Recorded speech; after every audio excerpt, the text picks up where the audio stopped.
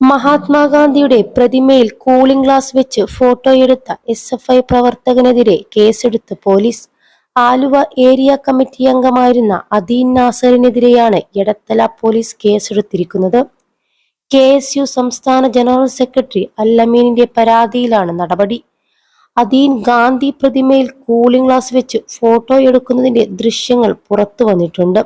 Photo എടുക്കുമ്പോൾ ഗാന്ധിജി എന്തായാലും മരിച്ചതല്ലേ എന്ന് പറയുന്നതും കേൾക്കാം. രാഷ്ട്രപിതാവിനെ പരസ്യമായി അപമാനിക്കുക മാത്രമല്ല, അതിന്റെ വീഡിയോ എടുത്ത് പ്രചരിപ്പിക്കുക എന്ന ഗുരുതരമായ കുറ്റം കൂടിയാണ് SFI പ്രവർത്തകൻ ചെയ്തിരിക്കുന്നത്. സംഭവം വിവാദമായതോടെ ഗ്രൂപ്പുകളിൽ നിന്ന് വീഡിയോ നീക്കം ചെയ്തിട്ടുമുണ്ട്. കേസിൽ കൃത്യമായ അന്വേഷണം നടക്കുന്നുണ്ട്.